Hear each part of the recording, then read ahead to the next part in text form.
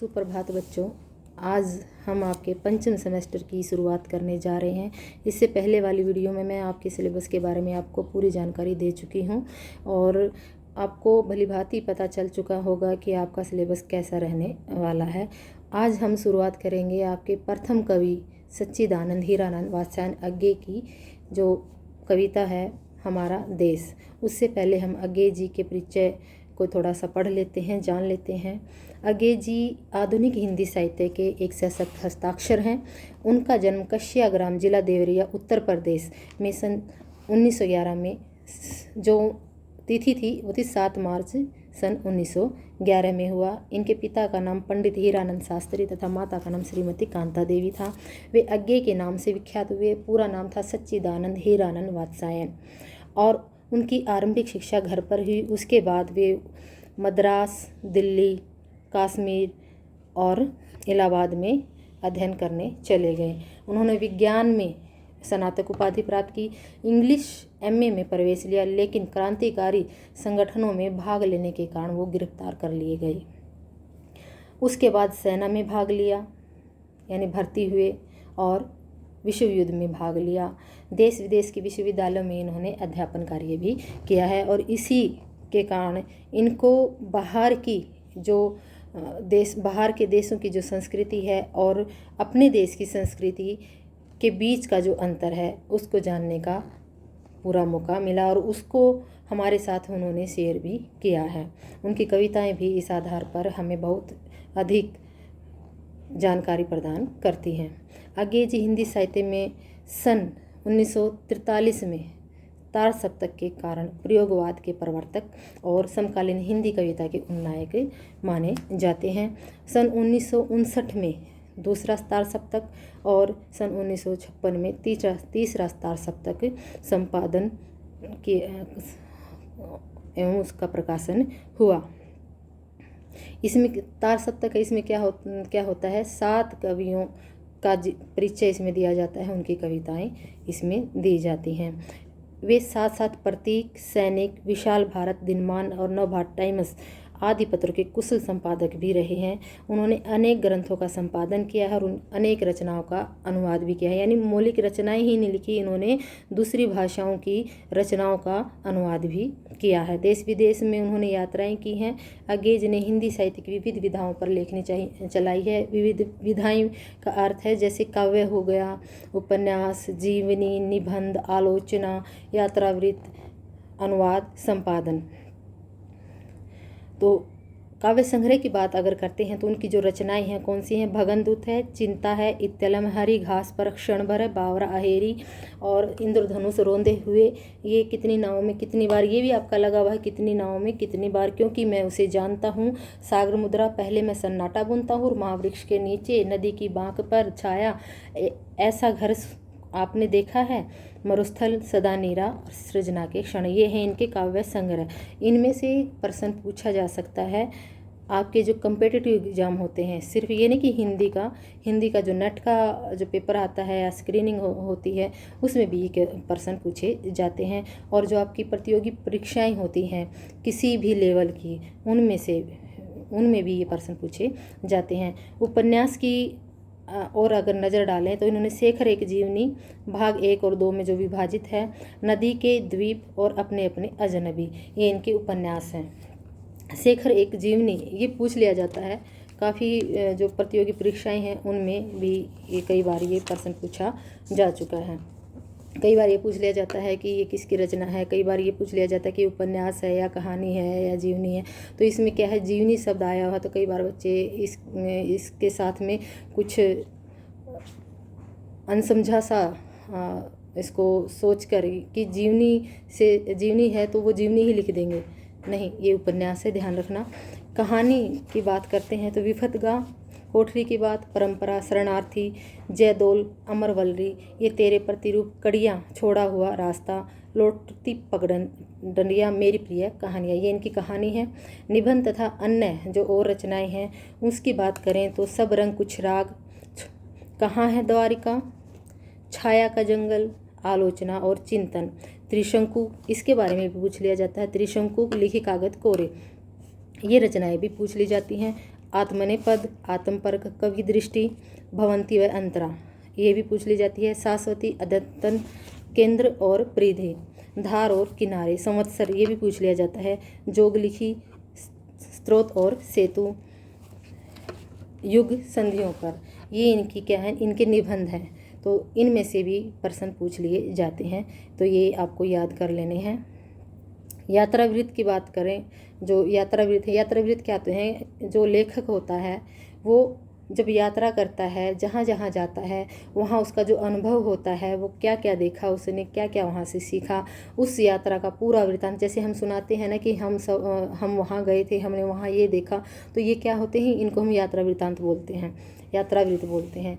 इसमें अगर बात करें तो अरे यायावर रहेगा याद और एक बूंद सहसा उछली, ये यात्रावृत्त है इनके।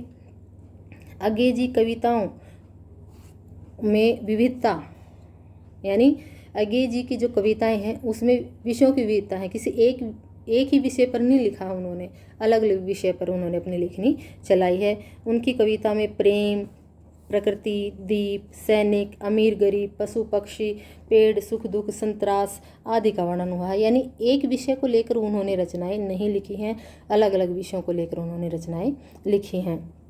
चिंता में प्रेम का चित्रण है, इत्तलम उनके बंदी जीवन की गाथा है और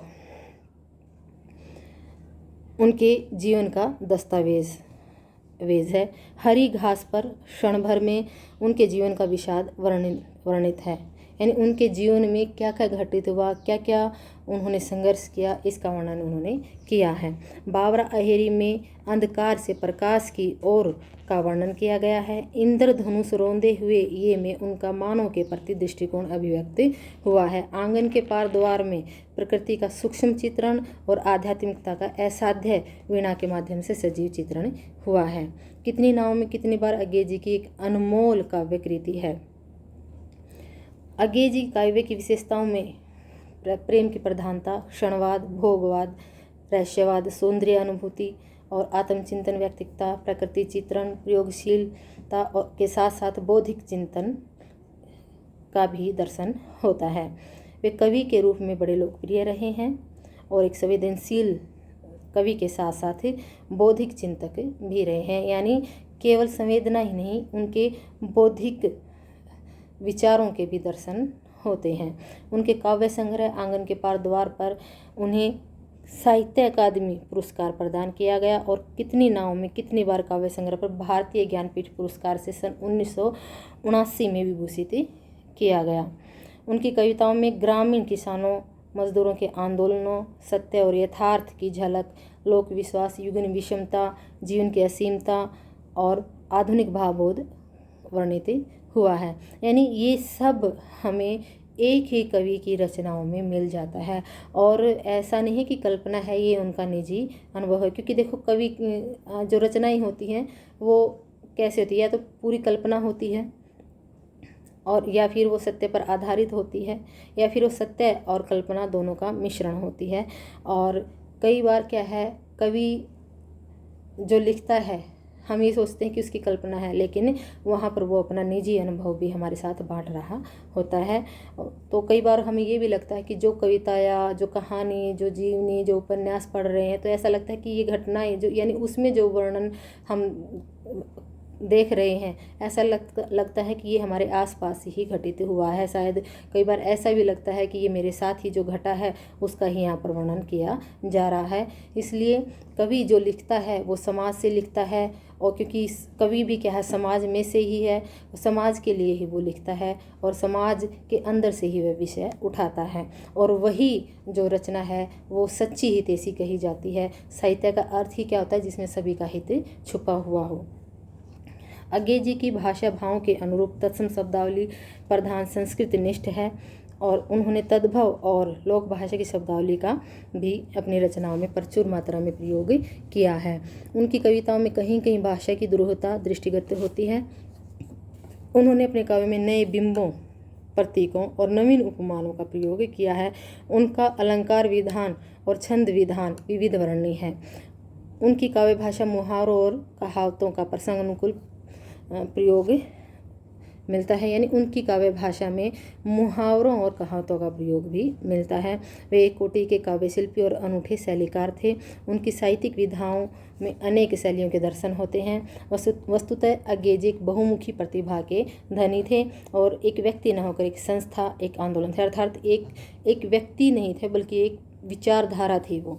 उनके राष्ट्रीय और अंतर्राष्ट्रीय पुरस्कारों से सम्मानित हिंदी साहित्य के इस महान युग पुरुष का देहांत 4 अप्रैल 1987 को हो गया। यानी अनेक राष्ट्रीय और अंतर्राष्ट्रीय पुरस्कारों से सम्मानित हिंदी साहित्य के इस महान युग पुरुष का देहांत, यानी इन्होंने देह त्याग किया, वो 4 अप्रैल सन 1987 को किया था। तो ये है इनका जीवन परिचय। हमें अलग कुछ नहीं लिखना है, जो हमें बताया गया है वही लिखेंगे, या जो कहीं से आप कहीं और से भी ढूंढ सकते हैं। अगर कहीं आप इनके बारे में कुछ पढ़ रहे हैं, वहाँ से कुछ मिल जाता है, तो वो भी आप इसके जीवन परिचय में आप शामिल कर सकते हैं। बात आगे हम आती है हमारा देश कविता की, कि हमारा देश जो कविता है वो क्या संदेश देती है, वो क्या कहना चाहती है, ये बात हम यहाँ समझेंगे। और उन्होंने क्या अनुभव किया, यानी अज्ञेय जी ने क्या अनुभव किया और कैसा उनको महसूस हुआ, ये भी हमें इनकी कविताओं से ज्ञात होगा।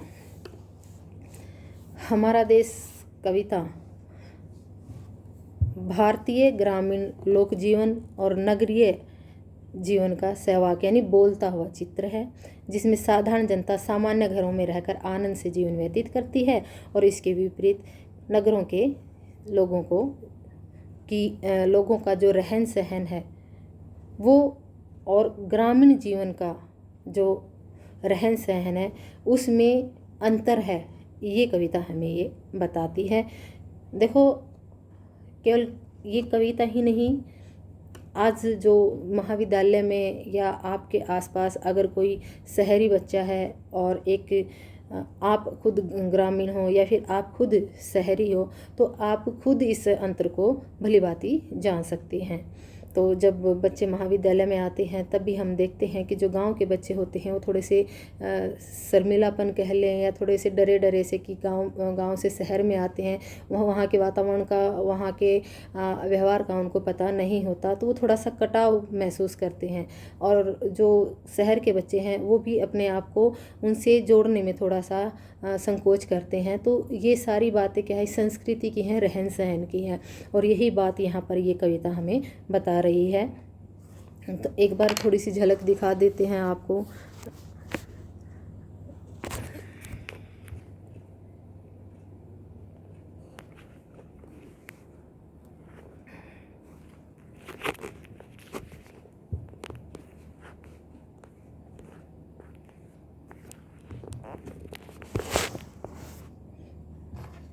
लेकिन दिखाना, अगर हम क्लास में होते तो 2 बच्चों को उठा सकते थे। यही समझ लेना आप, एक गांव की लड़की, एक शहर की लड़की, जब वो दोनों आपस में मिलते हैं तो दोनों के व्यवहार में, दोनों के विचार में कितना अंतर होता है। लेकिन आमतौर पर जो धारणा नहीं, और ये सच्चाई भी है कि जो भारत देश है वो ग्रामीण क्षेत्र में बसता है, और यही बात ये कविता हमें कह रही है।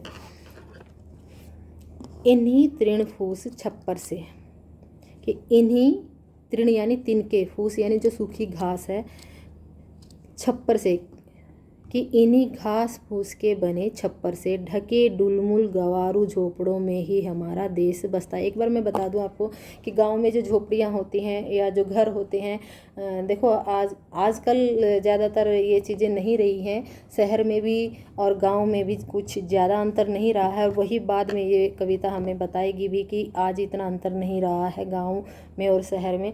लेकिन आज भी अगर हम देखें, जो गरीब व्यक्ति होते हैं, गरीब जो ग्रामीण होते हैं, उनके आपने घर देखे होंगे, कच्चे घर होते हैं, और उन घरों पर छत भी क्या है, पक्की नहीं होती है। वो छत किसकी बनी होती है, घास फूस की बनी होती है, और घास फूस की भी वो एकदम टाइट या नहीं होती है, वो ढीली ढाली सी होती है। और जबकि जो शहर में हम देखते हैं, जो अभी मेरे सामने भी आप देख रहे होंगे, तो शहर के और जो हम देख लेते हैं कि शहर की जो छत है ये होती है, और गांव की अगर झोपड़ी आसपास आप देखेंगे, मेरे ख्याल से सभी बच्चों ने देखा है, और एक ट्रेंड भी चला हुआ है कि सामने एक आलीशान 5 स्टार होटल है, और एक सामने उसके एक झोपड़ पट्टी वाला एक ढाबा है। तो आज हम खासकर आज उसको ट्रेंड, आज हम वहाँ जाकर फ़ोटो भी शूट करते हैं और आप उसको सोशल मीडिया पर भी डाल देते हैं। तो ये कहीं ना कहीं लगाव भी है किससे, भारतीय संस्कृति से। तो ये जो कविता है यही बात करती है कि जो भारतीय संस्कृति है वो गांव में बसती है। तो यही जो भारतीय जो संस्कृति है हमें औरों से अलग करती है। तो बात करते हैं अगर हम इस कविता की, तो पढ़ा देती हूँ आपको थोड़ा सा। इन्हीं तीर्ण फूस छप्पर से ढके ढुलमुल गवारू झोपड़ों में हमारा देश बसता है, कि इन्हीं घास फूस के छप्पर से ढके हुए ढीले ढाले गांव के झोपड़ों में हमारा भारत देश बसता है। कि जो हमारा भारत देश है वो वास्तविक रूप से कहाँ बसता है, ग्रामीण क्षेत्र में बने हुए झोपड़ों के अंदर जो लोग रहते हैं, जो भोले भाले लोग रहते हैं, उनके हृदय में हमारा भारत देश बसता है। क्यों? क्योंकि वो भोले भाले हैं, सीधे साधे हैं और अपनी संस्कृति को सहेज कर रखते हैं। इन्हीं के ढोल मादल बांसुरी के उमगते सुर में हमारी साधना का रस बरसता है। और इन्हीं गांव के लोगों और जो आदिवासी हैं, दोनों ही आ गए, इन्हीं गांव के लोगों और आदिवासियों के जो संगीत के यंत्र हैं, जो वाद्य यंत्र हैं, जैसे ढोल मादल, ये भी जो मादल है ये भी जो आदिवासी होते हैं उनका एक वाद्य यंत्र है। और बांसुरी के उमगते हुए सुर में हमारी भारतीय संस्कृति का साधना का रस बरसता रहता है। कि इनके मनोरंजन के जो संगीत के यंत्र हैं, मनोरंजन हेतु ये जो संगीत के वाद्य यंत्र जो हैं, उनमें से जो सुर निकलते हैं उनमें हमारी वास्तविक साधना का रस बरसता। अर्थात ये लोग अपने मनोरंजन के लिए और संगीत साधना जो ये करते हैं उसमें से ही हमारी भारतीय संस्कृति का रस टपकता रहता है। क्या कहते हैं कि इन्हीं के ढोल मादल बांसुरी के उमगते सुर में, और इन्हीं यानी इन गांव के, इन्हीं के आया है ना, इन्हीं के ढोल मादल बांसुरी के, इन गांव के लोगों के जो संगीत के, जो मनोरंजन के जो साधन है या जो संगीत के जो वाद्य यंत्र हैं, उनमें से जो स्वर, जो सुर उमगता है यानी बजता है, उसमें हमारी साधना का रस बरसता रहता है। अर्थात उससे हमें क्या है, आनंद की प्राप्ति होती है। कहा जाता है कि जो संगीत है, आप जब खुश होंगे तब भी संगीत आपको आनंद देगा, और जब आप बहुत उदास होते हैं तब भी आप संगीत सुनना पसंद करते हैं। और ये जो भारतीय संस्कृति है, जो ये इसका संगीत एक अहम हिस्सा है। क्योंकि अगर हम देखें जो हमारी ज़्यादातर जो संस्कृति है वो एक पीढ़ी से दूसरी पीढ़ी तक कहाँ कैसे पहुँचती है, संगीत के माध्यम से ही पहुँचती है। तो इनका कहने का अर्थ है कि जो भारतीय साधना का रस है वो इन आदिवासियों, इन ग्रामीणों के जो मनोरंजन के साधन हैं, जो संगीत के वाद्य यंत्र हैं, जैसे ढोल मादल बांसुरी, उनमें से निकलने वाले जो सुर हैं, उनमें ही हमें भारतीय संस्कृति का, भारतीय साधना का रस प्राप्त होता है। उन्हीं में क्या है, ये उन्हीं वाद्य यंत्रों से ये रस टपकता रहता है। इन्हीं के मरम को अनजान शहरों की ढकी लोलुप विषैली वासना का सांप डसता है। और इन्हीं के जो हृदय में जो मरम छुपा है, जो रहस्य छुपा है, उसको, या जो दर्द छुपा है, उसको अनजान शहरों में ढकी हुई लोलुप यानी ललचाई हुई विषैली वासना का सांप डस रहा है। इन्हीं के मरम को अनजान शहरों की ढकी लोलुप विषैली वासना का सांप डसता है। यहाँ ये शहरों की ढकी लोलुप विषैली वासना का सांप डसने का अर्थ है कि इस ग्रामीण क्षेत्र में जो भारतीय संस्कृति का वास है, आज उसे शहरों के जो लोग हैं उनके अंदर जो पश्चिमी सभ्यता ने अपना फैलाव कर लिया है, आज वो पश्चिमी सभ्यता शहर से निकलकर गांव में भी प्रवेश करने लगी है कि आज इन्हीं के मर्म को अनजान, यानी जो पश्चिमी सभ्यता है वो हम अनजानी सभ्यता है, वो हमारी अपनी नहीं है, अनजान शहरों की, कि जिन शहरों को हम जानते नहीं हैं उसमें जो पश्चिमी सभ्यता बसती है। ये विषैली वासना का अर्थ हम उसी से लेंगे, पश्चिमी सभ्यता से, कि आज इस भारतीय संस्कृति को जो ग्रामों में यानी जो गांव में सुरक्षित थी, आज उसको शहरों की ढकी हुई यानी दिखाई नहीं देती है, शहरों की ढकी हुई लालची वासना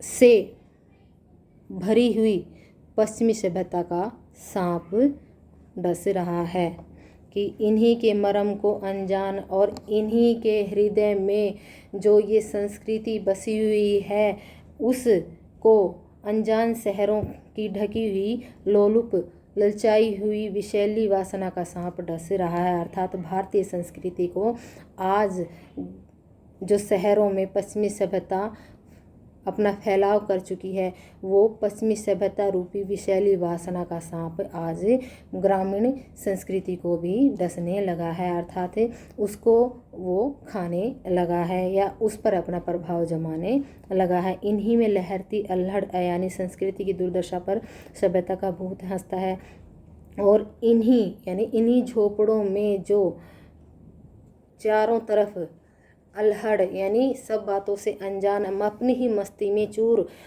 यानी अपने में ही मस्त संस्कृति की दुर्दशा पर जो पश्चिमी सभ्यता का भूत हंस रहा, अर्थात इन गांव में जो भारतीय संस्कृति बसती है उस पर आज पश्चिमी सभ्यता का भूत हंस रहा है, अर्थात वो उसका मजाक उड़ा रहा है।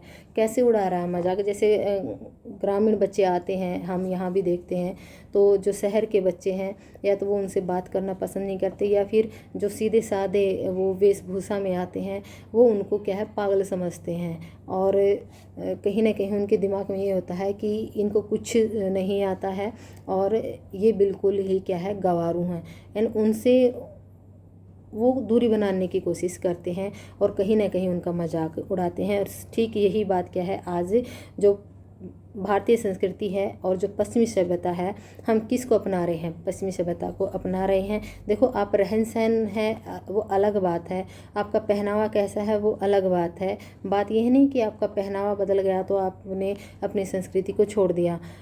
बात पहनावे की नहीं है, बात है विचारों की, बात है संस्कारों की। जो संस्कार हमें अपने पूर्वजों से मिले हैं वो संस्कार हम किस प्रकार से सहेज कर रख सकते हैं और किस तरह से क्या है हम अपनी संस्कृति को बचा सकते हैं। मुख्य तौर पर अभी तो मैंने आपको सिर्फ ये बताया है, अब मैं दोबारा करवाऊंगी आपको, जस्ट एक एक लाइन का मैंने आपको करवाया है। आपको ऐसा लगेगा कि ये तो थोड़ा सा पता नहीं कैसे एक दूसरे के साथ में मिल गया है, समझ नहीं आया होगा, लेकिन थोड़ा सा हम बात कर लेते हैं इस पर कि जो भारतीय संस्कृति है या ग्रामीणों की जो संस्कृति है वो आज किस तरह से या ग्रामीणों के द्वारा जो संस्कृति सहेज कर रखी गई है, आज किस तरह से पश्चिमी सभ्यता ने उसको भी प्रभावित करना शुरू कर दिया है। क्योंकि आज हम देखते हैं जो हमारे संस्कार हैं, जो हमारे विचार हैं, वो हमारी संस्कृति से मेल नहीं खा रहे हैं। हम एकल परिवार में रहना चाहते हैं, हम दूसरे की जो रिस्पॉन्सिबिलिटी है वो निभाना नहीं चाहते। आज हम एक दूसरे का साथ देने की भी ज़रूरत नहीं समझते हैं। हम एक कमरे के में रहते हैं, हम एक छत के नीचे रहते हैं। आपको फेसबुक पर अपने फ्रेंड्स का पता होगा, आपको वहाँ की सारे तनाव आप अपने साथ ले लेते हैं, लेकिन आपको ये नहीं पता आपके घर में आपका ही कोई भाई बहन, आपके माता पिता, कोई भी घर का सदस्य किस परिस्थिति से गुजर रहा है ये किसी को नहीं पता होता, जबकि आपको पूरी दुनिया का पता होता है। देखो, पूरी दुनिया का पता होना चाहिए कि हमारे आसपास क्या हो रहा है, हम बाहर क्या हो रहा है। मैं ये नहीं कहती कि आपको वो पता नहीं होना चाहिए, लेकिन हमें उसके साथ साथ अपने घर के बारे में भी ज़रूर सोचना चाहिए। ये हमारे जो संस्कार हैं, बड़ों का आदर करना, या फिर कोई अगर किसी दुख दर्द में है, अगर किसी को ज़रूरत है हमारी, हाँ, हम उसको नहीं जानते हैं, जैसे कोई एक्सीडेंट हो गया, दुर्घटना हो गई किसी के साथ में, तो हम कई बार क्या है कि या तो जल्दी में है या कुछ और है या किसी डर के कारण, तो वो संस्कार हम भूल जाते हैं कि भी हमें किसी की सहायता करनी चाहिए। एक मानव होने का जो दायित्व है वो हम भूल जाते हैं। संस्कृति का अर्थ केवल यही नहीं है, माता पिता की सेवा करना ही संस्कृति में नहीं आता है। आपका जो मानव धर्म है, मानवता क्या कहती है, वो हमारे संस्कारों में आता है। भारतीय संस्कृति की परिभाषा इतनी छोटी नहीं है जितनी इसको बना दिया गया है। हम ये सोचते हैं कि अगर माता पिता भी हैं, अगर वो गलत भी हैं, तो अगर हम उनकी पालना करेंगे ना तो हम संस्कारवान हैं। ऐसा नहीं होता है। अगर कहीं ना कहीं अगर माता पिता गलत हैं तो हमारा ये फ़र्ज़ बनता है हम उनको इससे अवगत कराएं। तो ये संस्कार या संस्कारवान होने की कोई परिभाषा नहीं होती है। या फिर बच्चा क्या करता है, खेलता रहता है, माँ बाप उसको कुछ बोल रहे हैं, उसको किसी से कोई मतलब नहीं होता। ये सारी चीज़ें कहाँ से आती हैं? ये सारी पश्चिमी सभ्यता से आ रही हैं। बातें दोनों ही होंगी कि माँ बाप का भी, समाज का भी, और परिवार का भी, देश का भी, और हमारे संपूर्ण विश्व का भी, संपूर्ण सृष्टि का ख्याल रखना हमारी संस्कृति में आता है। क्योंकि क्या कहा गया है, वसुदेव कुटुम्बकम, कि यानी पूरी धरा ही हमारे लिए एक परिवार के समान है। ये है भारतीय संस्कृति। और ये भारतीय संस्कृति कहाँ बसती है? गांव में। और इसमें एक बात आई कि इन गांव में जो अपनी ही मस्ती में चूर संस्कृति है उसका मजाक उड़ा रही है। कौन सी? पश्चिमी सभ्यता। कारण कैसे? कि जो पश्चिमी सभ्यता है उसका मजाक क्यों उड़ा रही? क्योंकि वो पश्चिमी सभ्यता ने आज भारतीय संस्कृति पर अपना धावा बोल दिया है, उसने आक्रमण कर दिया। अर्थात वहाँ से भी ये संस्कार, ये संस्कृति लुप्त होने लगी है। या तो वो शहर की ओर पलायन कर रहे हैं, या फिर देखो, मैं ये नहीं कहती कि जो प्रोग्रेस हो गई है, साइंस ने, विज्ञान ने जो प्रोग्रेस की है और उसके कारण से हमारा जीवन जो थोड़ा सा सरल हो गया है, वो ग्रामीण जीवन में आ गई हैं वो सुविधाएं, तो इसलिए पश्चिमी सभ्यता ने वहाँ पर अपना असर डालना शुरू कर दिया है। ऐसा नहीं है। बात है विचारों की, बात है संस्कारों की, कि वो संस्कार वहाँ से भी लुप्त होने लगे हैं। तो एक बार देख लेते हैं क्या कहती है ये कविता। समझ में आ गया होगा आपको, तो एक बार मैं सीधा इसकी व्याख्या आपको बता देती हूँ लगातार। इन्हीं के तृण फूस छप्पर से ढके ढुलमुल गवारू झोपड़ों में ही हमारा देश बसता है।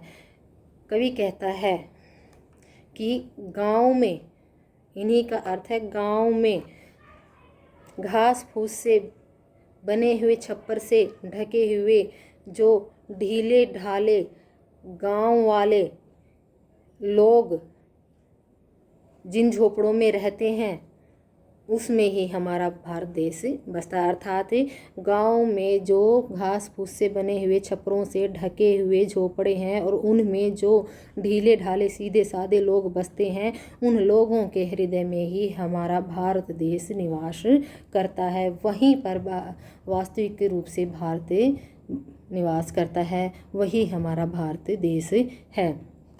क्यों? क्योंकि ये भारतीय ही, ये ग्रामीण ही अपनी भारतीय संस्कृति को सहेज कर रखे हुए हैं। और इन्हीं ग्रामवासियों की, इन्हीं आदिवासियों के जो संगीत के वाद्य यंत्र हैं, जैसे ढोल, मादल, बांसुरी से जो सुर उमगते हैं, जो सुर निकलते हैं, उन्हीं से हमारी भारतीय साधना का रस भी बरसता रहता है, अर्थात उन्हीं से हमें आनंद की प्राप्ति भी होती है। और इन्हीं के मर्म को अनजान और इन्हीं के हृदय में बसी हुई इस भारतीय संस्कृति की का जो मर्म है, जो रहस्य है, उसको अनजान शहरों की ढकी हुई, ललचाई हुई पश्चिमी सभ्यता रूपी विषैली वासना का सांप डस रहा है। अर्थात भारतीय संस्कृति जो कि ग्रामीण क्षेत्र में बस रही है, आज उसको पश्चिमी सभ्यता रूपी जो वासना है, उसने उसको वासना रूपी जो सांप है, उसने उसको डसना शुरू कर दिया, अर्थात अपना प्रभाव वहाँ भी जमाना शुरू कर दिया है। और इन्हीं में लहरती अल्लड़ अयानी संस्कृति की दुर्दशा पर और इन्हीं गांव के झोपड़ों में जो अपनी ही मस्ती में चूर, अल्हड़ और मासूम संस्कृति बस रही है, उसकी जो आज हालत हो गई है, उसकी जो आज दुर्दशा हो गई है, उस पर पश्चिमी सभ्यता का भूत हंस रहा है। वो पश्चिमी सभ्यता का भूत उसका मजाक उड़ा रहा है। अर्थात आज इस भारतीय संस्कृति की जो दुर्दशा हो गई है, जो इन ग्रामीण झोपड़ों में बिना किसी चिंता के आनंदित होकर लहराती रहती थी, दौड़ती रहती थी, आज इस पश्चिमी सभ्यता ने उसको भी क्या है, अपने प्रभाव से अनछुआ नहीं छोड़ा है, अर्थात उसको अपने प्रभाव से ख़त्म करना शुरू कर दिया है। ये बात कहता है। समझ आ गई होगी आपको क्या बात कही है। छोटी सी कविता है, लेकिन रहस्य बहुत बड़ा छिपा है इसमें, कि जो भारतीय संस्कृति है वो गांव में बने हुए जो झोपड़े हैं, और उन झोपड़ों में जो सीधे साधे लोग रहते हैं, उन सीधे साधे लोगों के हृदय में ही भारतीय संस्कृति बसती है। और इन्हीं के जो वाद्य यंत्र हैं, जिन वाद्य यंत्रों पर ये संगीत साधना करते हैं, उस संगीत साधना करने के समय जो रस टपकता है, जो स्वर उमगते हैं, जो स्वर निकलते हैं, उन्हीं में से क्या है, हमारी भारतीय साधना का रस टपकता है। हमें अपनी भारतीय संस्कृति का एहसास होता है, उस भारतीय संस्कृति से हमें आनंद की प्राप्ति होती है। ये बातें यहाँ पर कह रहा है। और उन्हीं के हृदय में जो ये रहस्य छुपा हुआ है, जो ये संस्कृति बसी हुई है, आज उसको अनजान शहरों में जो ढकी हुई लालची और विषैली वासना रूपी सांप है, वो उसको डसने लगा है। उसको भी उसने अपने जहर से प्रभावित कर दिया है। और इन्हीं में क्या है, इन गांव में जो झोपड़े हैं और उन झोपड़ों में जो भारतीय संस्कृति है, जो अपनी मस्ती में चोर वहाँ पर दौड़ती रहती है, लहराती रहती थी, आज उसको क्या है, उसकी जो दुर्दशा हो गई है, अर्थात उसके हालात क्या है, आज अच्छे नहीं हैं। और उसके हालात पर आज क्या है, पश्चिमी सभ्यता का भूत हंस रहा है, उसका मजाक उड़ा रहा है। अगर विशेष की बात करते हैं इसमें, तो तद्भव, जैसे तत्सम भी है, तृण आ गया, फूस आ गया, तद्भव और देशज दोनों, तत्सम और तद्भव और देशज सभी शब्दावली का प्रयोग इसमें किया है। ढके ढुलमुल में हम देखते हैं